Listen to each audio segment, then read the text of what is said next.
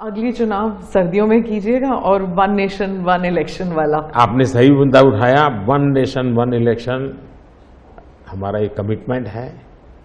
हमने पार्लियामेंट में भी बोला हुआ है, हमने कमेटी भी बनाई थी, कमेटी का रिपोर्ट भी आया है।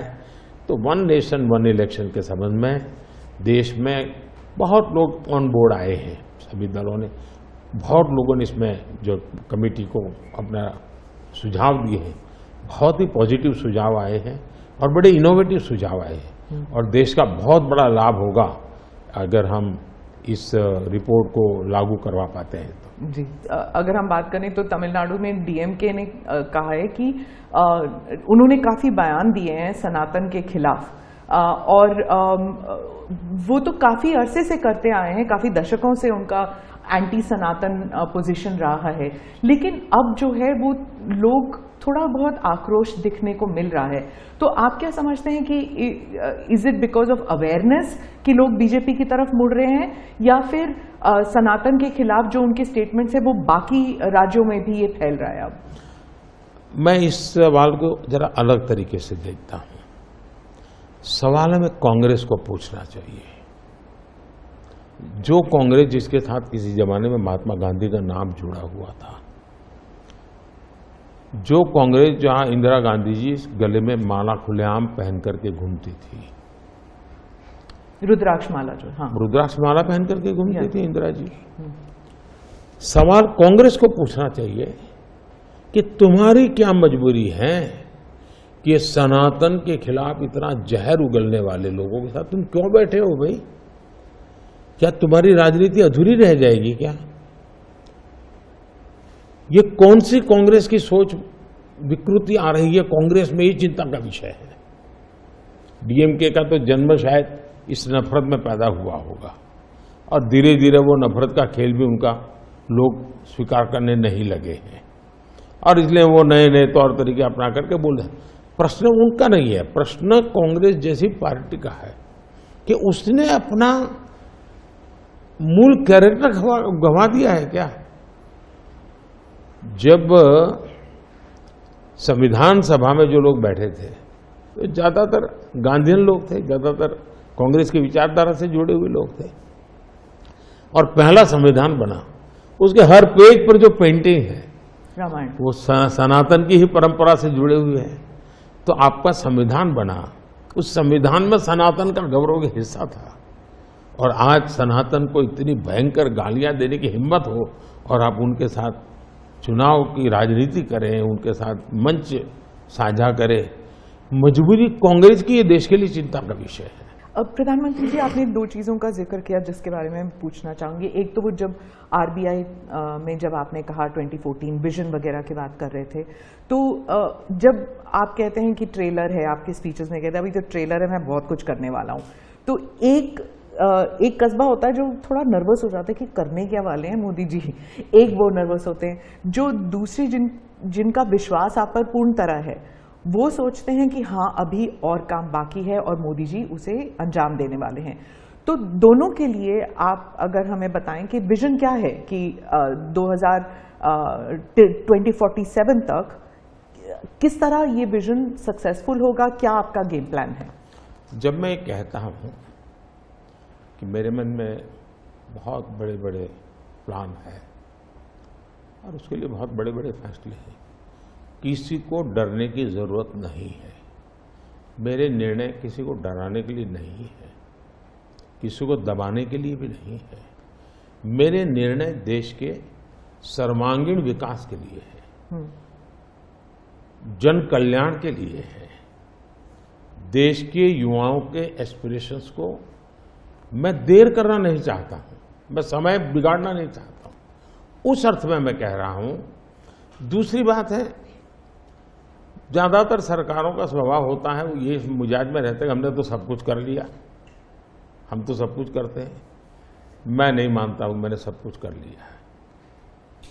मैंने ज्यादा से ज्यादा करने का प्रयास किया है, सही दिशा में जाने का प्रयास किया है, फिर भी बहुत कुछ है जो मुझे अभी भी करना है, क्योंकि मैं देखता हूं मेरे देश की कितनी आवश्यकताएं हैं। हर परिवार का सपना, वो सपना कैसे पूरा हो, ये मेरे दिल में पड़ा हुआ है।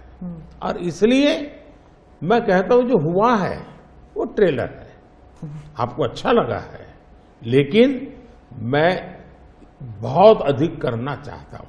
मोदी जी, आपने एक टर्म कॉइन किया है जो बहुत ही लोकप्रिय हो गया है, मोदी की गारंटी। अब चुनाव के वक्त कई लोग कह रहे हैं कि क्या उम्मीदवार जो है वो नॉट इम्पॉर्टेंट है, वोट तो सिर्फ मोदी जी को जा रहा है क्योंकि मोदी जी की गारंटी है। तो इलेक्शन के दौरान ये सब टर्मिनोलॉजी इंपॉर्टेंट होता है। पहली बात है, उम्मीदवार ही नहीं, चुनाव में हर मतदाता इंपॉर्टेंट होता है। चुनाव में बूथ लेवल का कार्यकर्ता भी इंपॉर्टेंट होता है, कैंडिडेट भी उतना ही महत्वपूर्ण होता है। और इसलिए ये कह देना कि और किसी का महत्व नहीं होता है, ये वरना इतना बड़ा चुनाव हो ही नहीं सकता है जी, तो बहुत महत्व होता है। जहां तक गारंटी का सवाल है, आज हमारे यहां दुर्भाग्य से शब्दों के प्रति जो कमिटमेंट होना चाहिए वो एक प्रकार से लग रहा है कि ये तो चलते का नाम गाड़ी, कुछ भी बोल दो, कहीं पर भी बोल दो, कोई जिम्मेवारी नहीं। अब आप देखा होगा इन दिनों एक नेताजी के पुराने ढेर सारे वीडियो बाजार में घूम रहे हैं और उनके एक विचार से दूसरा विचार कितना कॉन्ट्राडिक्टरी है। अब लोग एक साथ देखते हैं, अरे ये आदमी इतना हमें मूर्ख बनाता था, हमारी आंख में धूल झोंकता। अभी मैंने एक नेता का भाषण सुना, उन्होंने कहा एक झटके में मैं गरीबी हटा दूंगा। अब जिनको 5-5, 6-6 दशक देश का राज करने को मिला, वो जब आज कहेंगे कि मैं एक झटके में गरीबी हटा दूंगा, तो देश सोचता है ये क्या बोल रहे हैं जी। तो मुझे लगता है पॉलिटिकल लीडरशिप की क्वेश्चनेबल होती जा रही है। ऐसे में प्राण जाए और वचन न जाए, ये महान परंपरा से हम निकले हुए लोग हैं। मैं मानता हूं कि नेताओं ने ओनरशिप लेनी चाहिए, जिम्मेवारी लेनी चाहिए। ये मैं जो बोल रहा हूं मतलब मेरी जिम्मेवारी है, ये कोई करेगा ऐसा करेगा ऐसे नहीं चलता है। और उसमें से मैंने बल दिया है गारंटी का। मैं कमिटमेंट भी करता हूं और उसका मैं ओनरशिप ले रहा हूं। और जब ओनरशिप लेते हैं ना तो देश को भरोसा होता है। आज आप देखिए कि हम जो बात कहते हैं उस पर लोगों का भरोसा है। 370 हटाऊंगा, भले हमें पार्टी का जन्म हुआ तब से हम कह रहे थे, हमारे श्यामा प्रसाद मुखर्जी ने बलिदान दिया था, लेकिन हम उस पर पक्के मन से लगे हुए थे। जब मेरा मौका आया मैंने पूरी हिम्मत दिखाई, 370 गई और आज जम्मू कश्मीर का भाग्य बदल गया। 3 तलाक कितने ही चीजों से गुजरा, पॉलिटिकल लीडरशिप डर गई, लोगों को रहा भी इनके पर क्या भरोसा करे। ये तो एक बार एक बोलते दूसरी बार, लोगों का भरोसा तब बनता है कहेगा यार ये खुद खड़े रहेंगे, ये खड़े रहेंगे। और जाना भी है तो जिम्मेवारी लेकर के जाएंगे कि भाई ये था, मैं सोचा था, नहीं कर पा रहा हूं, मैं जा रहा हूं वापिस। लेकिन भरोसा बहुत बड़ी ताकत होती है और भारत जैसे देश में ये भरोसा को मैं अपनी जिम्मेवारी मानता हूं और इसलिए मैं बार बार गारंटी ये कहता हूं। तमिलनाडु के मुख्यमंत्री और कुछ और दक्षिण के मंत्री हैं, मुख्यमंत्री हैं, वो कहते हैं कि जो दक्षिण है वो अलग इकाई है, उत्तर अलग इकाई है, दक्षिण भारत और उत्तर भारत। और बीजेपी जो है वो दक्षिण भारत में सेंध नहीं कर सकती। राहुल गांधी ने तो संसद में भी कहा था कि आप अगर पूर्व से देखें, बंगाल से देखें, उड़ीसा, आंध्र प्रदेश, तेलंगाना, तमिलनाडु, केरल तक जाएं, पूरे एरिया में बीजेपी सेंध नहीं कर पाएगी।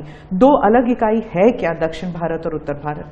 पहली बात है, भारत बहुरत्ना वसुंधरा है। भारत विविधताओं से भरा हुआ देश है। यहाँ रेगिस्तान भी है, यहाँ समुद्री तट भी है, यहाँ हिमालय भी हैं, और यहाँ सह्याद्री भी हैं, यहाँ गंगा के पट भी हैं और कावेरी के पट भी हैं। तो भारत को टुकड़ों में देखना, ये भारत के प्रति नासमझी का परिणाम है। अगर यही भाव होता, अगर आप हिंदुस्तान में देखें प्रभु राम के नाम से जुड़े हुए गांव कितने सबसे ज्यादा कहां है, तो तमिलनाडु में है।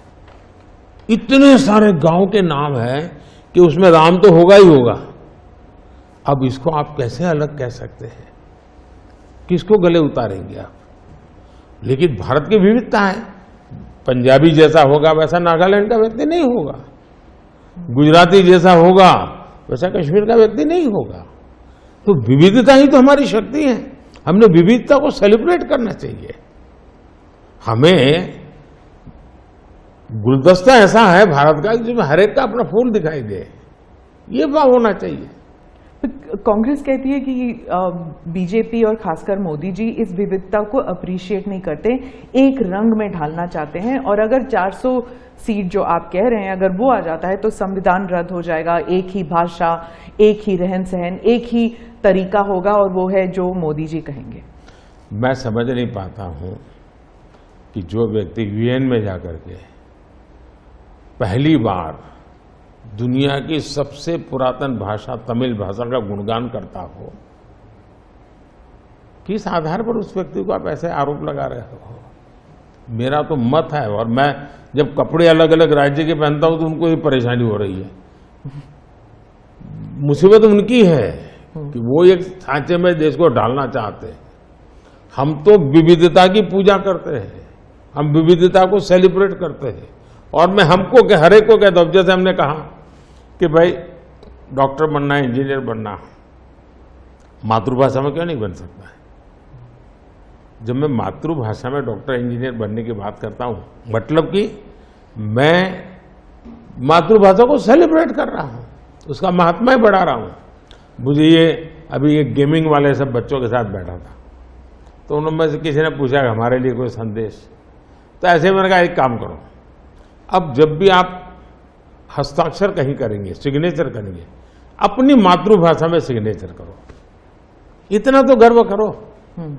अब मैं तो विविधता को लाने की कोशिश कर रहा हूं, अब उनको आरोप लगाने हैं, क्या करेंगे? दूसरी बात है कि 2047 का जो विजन का सवाल है, एक तो मैं लंबे समय तक मुख्यमंत्री रह करके आया हूं और मैं अनुभव करता था कि बार बार चुनाव, आचार संहिता, किसी भी राज्य में चुनाव हो तो मेरे राज्य से 30-40 सीनियर अच्छे अफसर ऑब्जर्वर के नाते जाते थे इलेक्शन ड्यूटी, तो 40-50 दिन तक वो बाहर रहते थे। तो मुझे चिंता रहती थी कि मैं सरकार कैसे चलाऊं, क्योंकि देश में ऐसे चुनाव होते ही रहते और मेरे ऑब्जर्वर जाते रहते। तो फिर मैंने सोचा कि मैं ये इसको वैकेशन नहीं मानता हूं। मैं चुनाव होगा तो उस पीरियड को वैकेशन के रूप में नहीं लूंगा। मैं अफसरों को पहले से काम देता हूं, भाई अगली सरकार के लिए ये काम करो। तो मैं उस समय भी 100 दिन का प्लान करता था।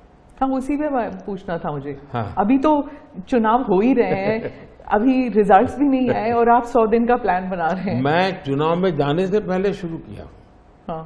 और दरअसल मैंने कैसे किया कि मैं पिछले 2 साल से 2047 को ध्यान में रख के काम करता था, और उसके लिए मैंने देश भर में लोगों के ओपिनियन मांगे, सुझाव मांगे।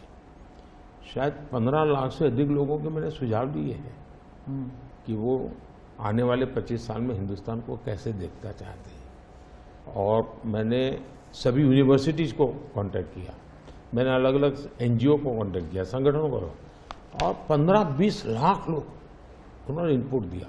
फिर मैंने एआई की मदद लेकर के उसको सब्जेक्ट वाइज बनाया। उसका काफी मैंने टेक्नोलॉजी, आर्टिफिशियल इंटेलिजेंस, हाँ, टेक्नोलॉजी का भरपूर उपयोग किया। ओके। मैंने हर विभाग में अफसरों की एक डेडिकेटेड टीम बनाई कि भाई इस पर काम कीजिए, कैसे हो सकता है अगले टर्म के लिए, 25 साल के लिए। 25। और फिर मैंने खुद ने उनके साथ बैठा, प्रेजेंटेशन दिए 2-2, 2.5 घंटे, और मेरा विजन के अनुरूप क्या चीजें हैं, कौन सी चीजें डुएबल हैं, कौन सी चीजें डुएबल नहीं थोड़ा सा है। ट्रेलर बता सकते हैं? उसको मैं ऐसा है कि आचार संहिता चल रही है। अच्छा। मैं अभी अगर इन चीज़ों को बताऊंगा तो शायद कोई उसको गलत अर्थ में ले लेगा, तो मैं उसमें फंसना नहीं चाहता हूँ जी। लेकिन इसमें कुछ छुपा हुआ नहीं है, मिल ही जाएगा। दूसरा मैंने कहा कि मैं चाहता हूं कि ये जो मैं डॉक्यूमेंट बना रहा हूं, जो मेरा विजन है, लेकिन वो विजन मोदी की बपौती नहीं है, वो 15-20 लाख लोगों के विचारों को उसमें समाहित किया। एक प्रकार से इसकी ओनरशिप देश की है। 15-20 लाख लोग इनपुट देते हैं, मतलब पूरा देश दे रहा है जी। मैंने क्या किया है कि मैंने उसको अभी डॉक्यूमेंट के रूप में तैयार करवा रहा हूं। जैसे ही चुनाव प्रक्रिया पूरी हो जाएगी तुरंत वो स्टेट को भेज दिया जाएगा। ओके। मैं चाहूंगा कि स्टेट उस पर काम करे। स्टेट को क्या लगता है, क्या हो सकता है, क्या नहीं। और वो सिर्फ बीजेपी स्टेट्स नहीं है, सभी। नहीं, पूरा देश, ये देश का है, ये भाजपा का नहीं है जी। ओके। ये काम देश का है जी। फिर मैं नीति आयोग की मीटिंग बुलाऊंगा, उसमें इस पर व्यापक चर्चा करूंगा मुख्यमंत्रियों के साथ, और फिर उसमें से एक फाइनल चीज बनेगी। दूसरी तरफ मैंने अफसरों को कहा कि अभी जो हमारे सामने चित्र बना है, जो कुछ भी इनपुट आए उसके आधार पर मैंने अपने इनपुट दिए, उसमें से मुझे 3 हिस्सों में काम करना है। एक, बीजेपी का जो मैनिफेस्टो आएगा उसमें से करणीय काम तुरंत कैसे ले सकते हैं। दूसरा, ये जो 25 साल का हमारा जो एक खाका बना है, जो मेरा अपना विजन है, अभी तो मैं चाहूंगा कि मुझे और भी उसमें क्रिटिकल इनपुट चाहिए मुझे। मैं ऐसा नहीं मानता हूं कि सब कुछ मुझे ही समझ और मुझे ही दिखता है। कोशिश मैंने भारी की, मैंने काफी समय लगाया इसमें। उसको मैं 3 हिस्सों में बांटा। एक 25 साल, उसके लाइट में मेरे नेक्स्ट 5 ईयर, और उसके लाइट में मेरे फर्स्ट 100 डेज। तो इस प्रकार से मैंने पूरा डिजाइन टाइम टेबल बना लिया, अफसरों को काम पे लगा दिया है, क्योंकि मैं 1 मिनट भी गंवाना नहीं चाहता हूं जी। अब आपको याद होगा 2019 में बहुत कम लोगों को ध्यान रहता है, उस समय भी मैंने 100 दिन का काम दे करके चुनाव के मैदान में गया था, और जब मैं वापस आया आर्टिकल 370 100 दिन में मैंने कर दिया। 3 तलाक से मेरी बहनों को मुक्ति दिला दी, पहले 100 दिन में किया। यूएपीए बिल सिक्योरिटी को लेकर के हमने 100 दिन में कर दिया। बैंकों का मर्जर बहुत बड़ा काम था, हमने 100 दिन में किया। इतना ही नहीं, पशु का टीकाकरण, ये कोविड के टीकाकरण की इतनी चल रहा है ना, मैं देश में पहली बार करीब 15,000 करोड़ रुपया लगा करके पशुओं के टीकाकरण का बड़ा अभियान चला रहा हूं, और मैंने 19 में पहले 100 दिन में किया था।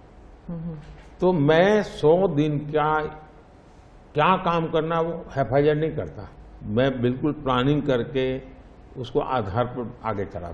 अब देखिए 2024 का चुनाव, तो देश के सामने एक अवसर है कि एक कांग्रेस सरकार का मॉडल और एक बीजेपी सरकार का मॉडल, उनका 5-6 दशक का काम, मैं उनके लिए बहुत खुला मैदान छोड़ता हूं। 5-6 दशक का काम, और मेरा सिर्फ 10 साल का काम। कंपैरिजन कीजिए, किसी भी क्षेत्र में कंपैरिजन कीजिए, अगर कुछ कमियां होगी तो भी हमारी एफर्ट्स में कमी नहीं रही होगी। दूसरा, मुझे 10 साल में 2 साल तो कोविड की लड़ाई में जाना पड़ा, और आफ्टर इफेक्ट भी बहुत था। फिर भी आज हम कंपैरेटिवली देश को स्पीड कहो, स्केल कहो, सर्वांगीण विकास की बात करें तो वो कहें, सर्वसमावेशक विकास की बात कहें तो वो देखें, हर पैरामीटर पे आपको कांग्रेस के मॉडल से एक ऐसा मॉडल नजर आ रहा है कि हाँ, इस रास्ते पर हम चलेंगे इतनी गति से, और गति और बढ़ानी है मुझे। अगले टर्म में गति भी बढ़ानी है और स्केल भी बढ़ाना है, तो वो तो मेरा लक्ष्य ही है। दूसरा, आप देखेंगे कि जब देश चलाने की देशवासी जिम्मेवारी देते हैं तो आपका सिंगल माइंडेड फोकस होना चाहिए देश। देश के लोग दुर्भाग्य से पहले की राजनीतिक कल्चर ने परिवार को कैसे मजबूत बनाना, परिवार की जड़ों को कोई उखाड़ न दे, उसी में शक्ति लगाते रहे। जबकि मैं देश मजबूत इसी एक लक्ष्य को लेकर के काम कर रहा हूं। मेरी सरकार पूरी उस लक्ष्य को लेकर काम रही। और जब देश मजबूत होता है तो हर कोई उसका बेनिफिशियरी संतोष अनुभव करता है। कहा यार कुछ तो हो रहा है,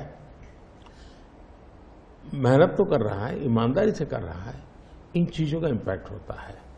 तो 2024 ये चुनाव है और चुनाव का मैदान है, तो हम एक अपने ट्रैक रिकॉर्ड को लेकर के गए हैं।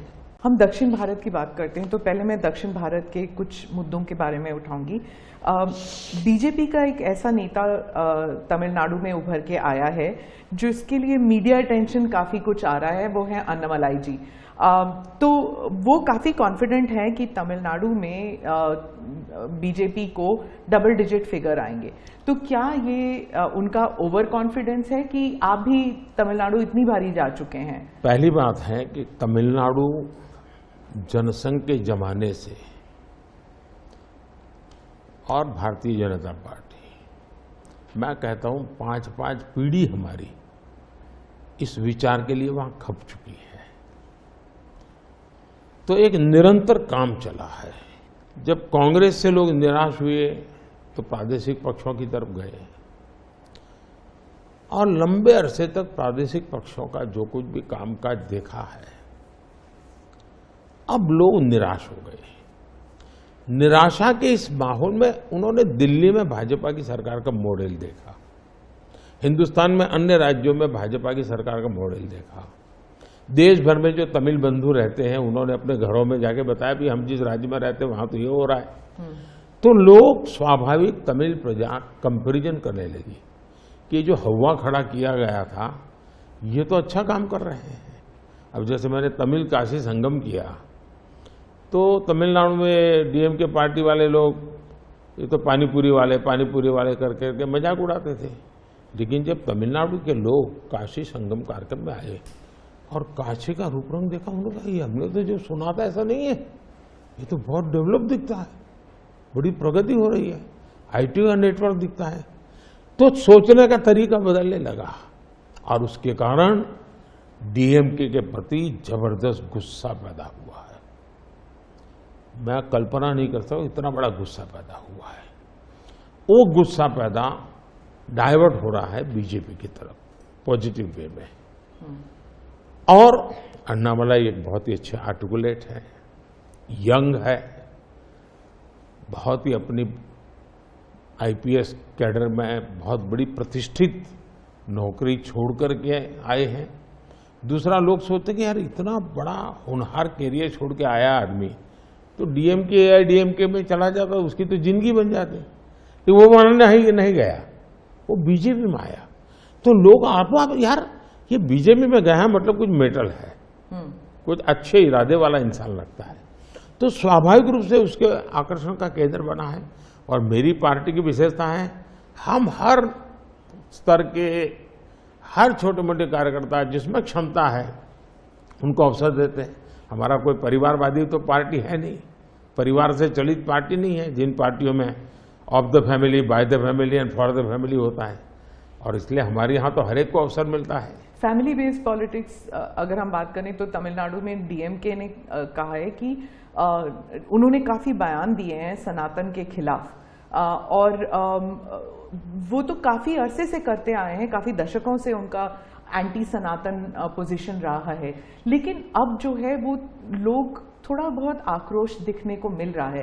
तो आप क्या समझते हैं कि is it because of awareness कि लोग बीजेपी की तरफ मुड़ रहे हैं, या फिर सनातन के खिलाफ जो उनके स्टेटमेंट्स है वो बाकी राज्यों में भी ये फैल रहा है? अब मैं इस सवाल को जरा अलग तरीके से देखता हूं। सवाल हमें कांग्रेस को पूछना चाहिए। जो कांग्रेस जिसके साथ किसी जमाने में महात्मा गांधी का नाम जुड़ा हुआ था, जो कांग्रेस जहां इंदिरा गांधी जी गले में माला खुलेआम पहन करके घूमती थी, रुद्राक्ष माला जो, हाँ, रुद्राक्ष माला पहन करके घूमती थी इंदिरा जी। सवाल कांग्रेस को पूछना चाहिए कि तुम्हारी क्या मजबूरी है कि सनातन के खिलाफ इतना जहर उगलने वाले लोगों के साथ तुम क्यों बैठे हो भाई?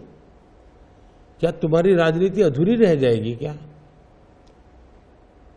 ये कौन सी कांग्रेस की सोच विकृति आ रही है कांग्रेस में, ये चिंता का विषय है। डीएमके का तो जन्म शायद इस नफरत में पैदा हुआ होगा और धीरे धीरे वो नफरत का खेल भी उनका लोग स्वीकार करने नहीं लगे हैं और इसलिए वो नए नए तौर तरीके अपना करके बोल रहे हैं। प्रश्न उनका नहीं है, प्रश्न कांग्रेस जैसी पार्टी का है कि उसने अपना मूल कैरेक्टर गंवा दिया है क्या? जब संविधान सभा में जो लोग बैठे थे तो ज्यादातर गांधीयन लोग थे, ज्यादातर कांग्रेस की विचारधारा से जुड़े हुए लोग थे और पहला संविधान बना, उसके हर पेज पर जो पेंटिंग है रामायण, वो सनातन की ही परंपरा से जुड़े हुए हैं। तो आपका संविधान बना, उस संविधान में सनातन का गौरव का हिस्सा था और आज सनातन को इतनी भयंकर गालियां देने की हिम्मत हो और आप उनके साथ चुनाव की राजनीति करें, उनके साथ मंच साझा करें, मजबूरी कांग्रेस की ये देश के लिए चिंता का विषय है। मैं राम मंदिर प्राण प्रतिष्ठा की बात करती हूँ, इसको एक राजनीतिक रंग नहीं चढ़ना चाहिए था, लेकिन हो गया है और जब इलेक्शंस आ गए हैं तो फिर चाहे ऑपोजिशन हो या बीजेपी हो, एक दूसरे पर आरोप लगाते हैं, तुम पापी तुम पापी। कांग्रेस कहती है कि इसका राजनीतिकरण बीजेपी ने किया इसलिए वो पापी है, बीजेपी कहती है कि न्योता देने के बावजूद आप प्राण प्रतिष्ठा में आए नहीं इसलिए आप पापी हैं। तो इसे आप कैसे देखते हैं? पहली बात है कि इसका राजनीतिकरण किसने किया और इसको आज की घटनाओं से मत, जब हमारा जन्म भी नहीं हुआ था, हमारी पार्टी पैदा भी नहीं हुई थी, उस समय अदालत में ये मामला निपटाया जा सकता था, समस्या का समाधान हो सकता था। भारत विभाजन हुआ तो विभाजन के समय ये तय कर सकते हैं चलो भाई इतनी इतनी चीजें ऐसा कर लो, वो नहीं किया गया। क्यों? कि एक ऐसा हथियार हाथ में है जो हथियार वोट बैंक पॉलिटिक्स के लिए मजबूती का एक दांव है, इसलिए उसको पकड़ के रखा गया और बार बार उसको भड़काया गया। अब जब ये अदालत के अंदर मामला चल रहा था, अदालत में अभी जजमेंट ना आए वहां तक कोशिश की गई। न्यायिक प्रक्रिया से होना चाहिए तो हमारा संविधान हमें कहता है और सरकार की तो जिम्मेवारी है, लेकिन उसमें भी अड़ंगे डालना, ये क्यों? क्योंकि उनके लिए ये राजनीतिक हथियार था ऐसे लोगों के लिए। और देखिए राम मंदिर का, ऐसे लोग हैं राम मंदिर कर रहे हैं, तुम्हें मार देंगे, ऐसा करके वोट बैंक बनाने का एक तरीका था। अब हुआ क्या, राम मंदिर बन गया तो उनके हाथ से वो मुद्दा ही चला गया। अब वो किसी को डरा नहीं पा रहे हैं कि राम मंदिर आ जाएगा, आ गया, कुछ नहीं हुआ, आग नहीं लगी कोई। दूसरा इनकी प्रकृति, आप सोमनाथ मंदिर से लेकर के अब तक की घटनाएं देखिए, वे भारत की मूलभूत आस्थाएं, भारत का मूलभूत जो पिंड है उसके प्रति नेगेटिविटी लेकर के ही देश में वो अपनी बात है। अब सोमनाथ मंदिर को क्या प्रॉब्लम था, सरदार पटेल थे, डॉक्टर राजेंद्र बाबू को जाना था, वहां तो न जनसंघ था, न भाजपा था, न आरएसएस थी, न कोई लड़ाई थी, लेकिन उन्होंने मना कर दिया जाने। वो जो नेहरू जी की जो चिट्ठी थी, हाँ, जो भी है। अब ये और वो परंपरा आज भी चल रही है कि प्राण प्रतिष्ठा का निमंत्रण मिले और आप उसको ठुकरा दें। सचमुच में तो आपको गर्व होना चाहिए कि ये राम मंदिर निर्माण करने वाले जो भी लोग हैं जिन्होंने संघर्ष भी किया है, वे आपके सारे पाप भूल करके, सारे आपके गुनाह भूल करके घर में आकर के आपको इनवाइट कर रहे हैं और नए से व्यवहार शुरू करना चाहते हैं। आप उसको भी उस पुराने मिजाज से ठुकरा दे, तब लगता है कि आपके लिए वोट बैंक एक बहुत बड़ी आपकी मजबूरी है। और उस वोट बैंक के चलते इस प्रकार की चीजें होती रहती। और ये किसी को नीचा दिखाना, किसी का अपमान करना, ये अपना अधिकार मानते हैं। और मैं कभी कभी कहता हूं ये तो नामदार है, हम तो कामदार है। अब मैं नॉर्थ ईस्ट जाऊं, वहां के लोग कोई कपड़े पहना दे, मैं पहनता हूं, उसकी भी मजाक उड़ाना।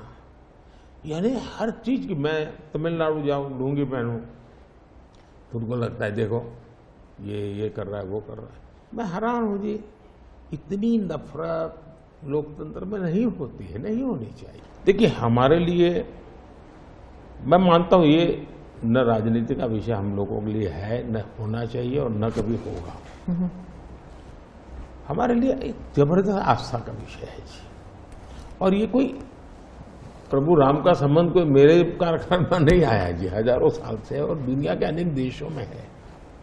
जब ये राम मंदिर का निमंत्रण देने के लिए ट्रस्ट के लोग मुझे आए, उन्होंने ठुकरा दिया। मैं सोचने लगा इतना बड़ा मुझे दायित्व दिया जा रहा है, मैं अपने आप को योग्य क्या कैसे करूं, अपने आप को योग्य कैसे बनाऊं। तो मैंने कुछ लोगों की एडवाइस ली, कुछ संतों की, कुछ जानकार लोगों की, मेरी स्पिरिचुअल लाइफ से जुड़े हुए कुछ लोगों को मैंने पूछा कि भाई मैं इसको एक प्रधानमंत्री के रूप में इस कार्यक्रम को नहीं लेता हूं, एक राम भक्त के रूप में करना चाहता हूं, मुझे क्या करना। उसमें से मुझे सुझाव आया, तो सुझाव तो बहुत, लेकिन मैंने फिर कुछ अध्ययन भी किया और मैंने मनोमन तय किया कि मैं 11 दिन का अनुष्ठान करूंगा। और मैं जमीन पे सोता था, नारियल के पानी पर रहता था, और तय किया मैं प्रभु राम जहां जहां गए थे उसमें जहां भी मैं जा सकता हूं जाने का प्रयास करूंगा। और वहां मैं अपना, जब मैं श्रीरंगम मंदिर में गया, दक्षिण भारत में, हाँ। दक्षिण भारत में, और कंब रामायण का मैंने पाठ किया वहां, तब मुझे वहां के लोगों ने बताया साहब 800 साल पहले जब कंब रामायण की रचना हुई तो पहला पाठ इसी जगह पे हुआ। और मैं देख रहा, सबके आंख में आंसू थे। ये जो मैंने अनुभूति की है साउथ में खास करके, यहां बैठे हुए लोगों को अंदाज नहीं आएगा जी कि क्या भक्ति है, क्या आस्था है और कितनी पवित्रता है उसमें। मेरा कार्यक्रम नोन नहीं था, मेरा काम भी ऐसा व्यक्तिगत था, लेकिन जो जन सामर्थ्य एक प्रकार से मुझे उनके भाव में अनुभव कर रहा था, तो मेरे लिए शायद मेरी स्पिरिचुअल जर्नी की एक बहुत बड़ा महत्वपूर्ण एक 11 दिन की घटना में देखता हूँ मैं। और राम मंदिर प्राण प्रतिष्ठा को मैंने बहुत गंभीर लिया था जी। मैंने एक इवेंट के रूप में नहीं लिया था जी, मेरे लिए वो इवेंट नहीं था, वो एक स्पिरिचुअल मूवमेंट था आपके लिए। मैं मानता, मुझे दिखता था वो 500 साल का संघर्ष, मुझे दिखता था 140 करोड़ लोगों की श्रद्धा, सपने, और देश के गरीब गरीब लोगों ने पाई देकर के मंदिर बनाया है जी। ये मंदिर 3 चीजें मैं देखता हूं। एक, 500 साल का अविरत अखंड एक निष्ठ संघर्ष, लाखों लोगों का एक काम के लिए बलिदान। दूसरा, लंबी न्यायिक प्रक्रिया, इतने सालों की न्यायिक प्रक्रिया, और न्यायिक प्रक्रिया के हर तराजू से तूल करके निकला हुआ, कसौटी हुआ। दूसरा, टेक्नोलॉजी का उपयोग, ASI के द्वारा उसकी खुदाई, सबूत, ये एक बहुत बड़ा। और चौथा, हिंदुस्तान के कोटि कोटि लोगों ने 1-1, 2-2, 5-5 रुपया जो भी दे सकते हैं दे करके ये मंदिर बनाया है। ये मंदिर सरकारी खजाने से नहीं बना है। ये ऐसे पहलू हैं कि जो भारत के स्वाभिमान को, भारत के सामर्थ्य को, भारत के सपनों को, भारत के संकल्प को और भारत के आने वाली पीढ़ी को बहुत बड़ी प्रेरणा दी। मोदी जी, 2 सवाल G20 को लेकर मैं पूछना चाहती थी आपसे। एक तो वो जो क्लासिक शॉट था ना, वो प्रेसिडेंट बाइडेन और प्रिंस सलमान जो हैंडशेक वाला जो शॉट, उसके बारे में एक। दूसरा, वेस्टर्न मीडिया में बहुत से आर्टिकल्स आते थे उस वक्त कि कोई कंसेंसस होगा नहीं, डिक्लेरेशन होगा नहीं, पर हो गया डिक्लेरेशन। तो ये इन दोनों चीजों की बैक स्टोरी बताइए। एक तो आपने वो हैंडशेक कैसे करवाया और दूसरा डिक्लेरेशन कैसे हुआ? एक ग्लोबल गुड जब उसके लिए काम करते हैं और अपने निजी कोई इफ्स एंड बट्स नहीं होते हैं, तो आप दुनिया को ऑन बोर्ड ले सकते हैं। और मेरी कोशिश ये थी कि मुझे बताइए भाई, आखिरकार ये G8 और G20 पैदा कैसे हुआ, जिन मुद्दों को लेकर के पैदा हुआ तो उस मुद्दों से हटना नहीं चाहिए। और उसमें सब मेरे से कन्विंस हुए, सब लोग कन्विंस हुए। कुछ लोगों से मुझे व्यक्तिगत बातचीत करने की जरूरत थी, मैंने वो भी किया। कुछ शब्दों की किसी के आग्रह रहते थे, उनको मैंने समझाने का प्रयास किया। दूसरा, मेरा इरादा था कि मैं लास्ट सेशन में नहीं करूंगा, मैं इसको इतना जल्दी करूंगा कि लोग सरप्राइज कर जाएंगे। और इसलिए मैंने दूसरे ही दिन पहले ही सत्र में डिक्लेरेशन वाला काम पूरा कर दिया। तो जो नेगेटिव अनुमानों के आधार पर सारा G20 घसीटने की कोशिश होती थी, मैं इसको किसी भी हालत में चौंका देना चाहता था। तो दैट वाज माय स्ट्रेटेजी, और वो स्ट्रेटेजी सफल हुई। और मुझे खुशी है, जहां तक दुनिया के उन देशों को क्यों लाए साथ, कैसे लाए। देखिए, सिल्क रूट की चर्चा हम बहुत समय से सुनते आए हैं। सिल्क रूट किसने बनाया, कैसे बना, कोई हिस्ट्री अवेलेबल नहीं है। तो सिल्क रूट चल पड़ा और यानी इवॉल्व हुआ धीरे धीरे। हम लोगों ने ये जो IMEC की दिशा में हम गए हैं, ये बहुत बड़ा गेम चेंजर बनने वाला है और आने वाले हजारों साल उसका इम्पैक्ट है। जैसा सिल्क रूट का इम्पैक्ट हजारों साल रहा, वैसा इसको इम्पैक्ट रहने वाला है। और उसमें मैं सबको विश्वास हुआ कि भाई हाँ, ये तरीका है। उसमें गल्फ कंट्रीज का भी पॉजिटिव और प्रोएक्टिव रोल था। भारत ने एक अच्छी भूमिका निभाने का भारत को अवसर मिला। US, यूरोप हमारे साथ थे और सबको लगा कि एक कॉन्क्रीट पॉजिटिव आउटकम निकलेगा, तो हम उसको लेकर के मिलते थे। तो उसमें स्वाभाविक था कि सऊदी किंग और प्रेसिडेंट बाइडेन और दोनों के साथ मेरी अच्छी मित्रता है, तो मैं किसी का भी हाथ भी पकड़ सकता हूँ। मोदी जी, मैं डोमेस्टिक पॉलिटिक्स पे वापस आती हूँ। एक सवाल है इलेक्टोरल बॉन्ड्स के बारे में। राहुल गांधी जो हैं वो हर भाषण में कहते हैं और विपक्ष के नेता भी कहते हैं कि इसमें धांधली हुई है। आपकी पार्टी के लोग भी कहते हैं कि अगर गलती है, अगर इसमें कोई गुंजाइश है इसके सुधार में, तो वो कर सकते हैं। क्या ये गलत फैसला था इलेक्टोरल बॉन्ड्स का? पहली बात है कि हमारे देश में लंबे अरसे से चर्चा चली है कि चुनावों में काला धन एक बहुत बड़ा खतरनाक खेल हो रहा है। देश के चुनावों को काले धन से मुक्ति मिले, इसके लिए कुछ करना चाहिए। चर्चा लंबे समय से चल रही है। चुनाव में खर्च तो होता ही होता है, कोई इनकार नहीं कर सकता है। मेरी पार्टी भी करती है, सब पार्टियां करती है, कैंडिडेट भी करते हैं। और पैसे लोगों से लेने पड़ते हैं, सब पार्टियां लेती हैं। मैं चाहता था कि हम कुछ कोशिश करें कि इस काले धन से हमारे चुनाव को कैसे मुक्ति मिले, ट्रांसपेरेंसी कैसे आए। एक प्रामाणिक पवित्र विचार मेरे मन में था। रास्ते खोज रहे थे, एक छोटा सा रास्ता मिला, वही पूर्ण है। वैसे हमने उस समय भी क्लेम नहीं किया था, पार्लियामेंट में डिबेट में सबने उसको सराहा भी था। आज जो लोग उलट पुलट बोल रहे हैं उन्होंने सराहा था, पार्लियामेंट डिबेट देख लीजिए।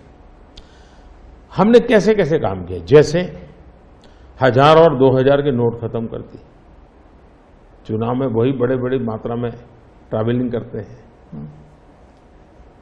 क्यों कि ये काला धन खत्म हो। हमने सुप्रीम कोर्ट ने कहा था कि 20,000 रुपये तक पॉलिटिकल पार्टियां कैश ले सकती हैं। मैंने कानून बनाकर, नियम बना करके 20,000 को 2,500 कर दिया। क्यों? क्योंकि मैं नहीं चाहता था कि ये कैश वाला कारोबार चले।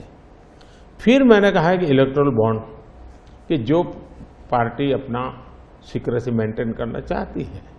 होता था क्या, जैसे हम पहले बीजेपी में चेक से पैसा लेंगे तय किया, तो सब व्यापारी लोग हमें आकर के कहे साहब हम चेक से दे ही नहीं सकते। हमने कहा क्यों नहीं दे सकते? बोले हम चेक से देंगे तो हमें लिखना पड़ेगा, हम लिखेंगे तो जो सरकार है वो देखेगी कि ये विपक्ष को इतना पैसा दिया, तो हमें तो वो परेशान करेंगे। तो बोले हम तो पैसे देने के लिए तैयार है लेकिन चेक से नहीं देंगे। तो मुझे याद है हमारे 90 के दशक में जो चुनाव में हमको बड़ी दिक्कत आई थी, पैसे नहीं थे हमारे पास, और हम नियम लगा के बैठे थे कि हम चेक से लेंगे। देने वाले देने को तैयार थे, चेक से देने की उनकी हिम्मत नहीं थी। तो ये सारी चीजों का मुझे पता था। तो मैंने कहा भाई, तो हमने कहा भाई ऐसा है, अब देखिए इलेक्टोरल बॉन्ड न होते तो किस व्यवस्था में ताकत है वो ढूंढ के निकालते कि पैसा कहां से आया और कहां गया। ये तो इलेक्टोरल बॉन्ड की सक्सेस स्टोरी है कि इलेक्टोरल बॉन्ड थे तो आपको ट्रेल मिल रहा है मनी का, कि किस कंपनी ने दिया, कैसे दिया, कहां दिया। अब उसमें अच्छा हुआ बुरा हुआ वो विवाद का विषय हो सकता है, इसकी चर्चा हो। मुझे जो चिंता है वो, मैं ये कभी नहीं कहता हूं निर्णय में कोई कमी नहीं होती है, निर्णय तो चर्चा कर सीखते हैं, सुधारते हैं, इसमें भी सुधार के लिए बहुत संभावना है। लेकिन आज हम पूरी तरह काले धन की तरफ देश को धकेल दिया है, और इसलिए मैं कहता हूं सब लोग पछताएंगे जब बाद में ईमानदारी से सोचेंगे, सब लोग पछताएंगे। अब देखिए इलेक्टोरल बॉन्ड का भी विशेषता देखिए कैसा झूठ चल रहा है।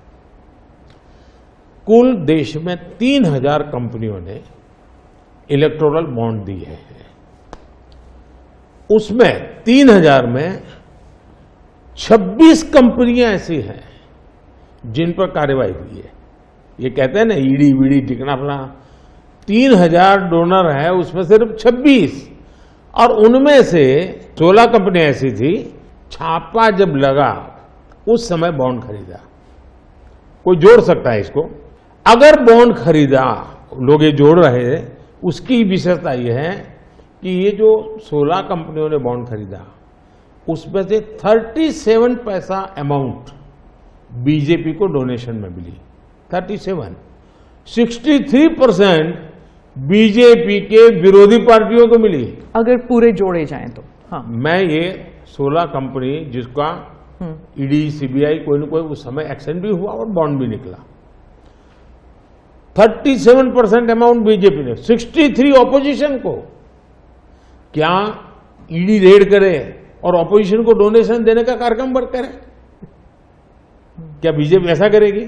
इसका मतलब कि 63% पैसा विपक्ष के पास जाए और आप आरोप हम पर लगाए, लेकिन उनको गोलमोल बोलना है और भाग जाना है। एक सवाल आर्थिक इशू पर है कि जब इलॉन मस्क भारत आने वाले हैं और वो जब आपसे अमेरिका में मिले थे तो वो उन्होंने कहा था वो आपके प्रशंसक हैं, he is a fan of yours. क्या हम भारत में टेस्ला कार, स्टारलिंक ये सब देखेंगे? और इससे जुड़ा एक सवाल था कि क्या जब ऐसे कंपनीज भारत में आएंगे तो क्या नौकरियां बढ़ेंगी? क्योंकि बहुत से लोग चाहते हैं कि, और थोड़ा भय भी है कि जब ये इंटरनेशनल कंपनीज भारत आएंगी तो क्या भारत में नौकरियां होंगी, नहीं होंगी? इन दोनों पर पूछना चाहती हूं मैं। देखिए, पहली बात है एलन मस्क मोदी के प्रशंसक है, वो अपनी जगह पे है, मूलतः वो भारत के प्रशंसक है। और मैं अभी उनको मिला ऐसा नहीं, मैं 2015 में उनकी फैक्ट्री देखने गया था, वो कहीं बाहर थे, तो स्पेशली अपने सारे कार्यक्रम कैंसिल करके वो वापस आए, मुझे सब चीज़ें खुद ने अपनी फैक्ट्री में दिखाई और उनका विजन क्या है वो मैं उनसे समझा। मैं अभी गया तो दोबारा भी उनसे मिला था, और अभी वो भारत आने वाले भी हैं। देखिए, भारत में पिछले 10 साल में दुनिया भर से हर क्षेत्र में पूंजी निवेश हो रहा है। अब हमारा ईवी मार्केट, इलेक्ट्रिक व्हीकल का मार्केट कितना बड़ा बना है, आपको जानकर के हैरानी होगी कि कितना बदलाव आया है, लोग पकड़ नहीं पाते। 2014-15 में हमारे देश में 2000 इलेक्ट्रिक व्हीकल थे, 2000 बिके थे। 14-15 में 2000 इलेक्ट्रिक व्हीकल बिके थे। 2023-24 में 12 लाख इलेक्ट्रिक व्हीकल बिके हैं। कहा 2000 और कहा 12 लाख। इसका मतलब इतना बड़ा चार्जिंग स्टेशन का नेटवर्क बना है, पर्यावरण को बहुत बड़ी मदद मिली है। यानी एक प्रकार से, और उसको लेकर के हमने आपको एक पॉलिसी का रूप दिया है। हमने दुनिया को कहा कि भाई भारत बहुत तेजी से ईवी पे जा रहा है, मैन्युफैक्चरिंग करना चाहते वो आना चाहे आइए। इतना ही नहीं, मैं चाहता हूं हिंदुस्तान में निवेश आना चाहिए, क्योंकि भारत में वो चीजें जिसमें भले पैसा किसी का भी लगा हो, पसीना मेरे देश का लगना चाहिए, उसके अंदर सुगंध मेरे देश की मिट्टी की आनी चाहिए, ताकि मेरे देश के नौजवानों को रोजगार मिले।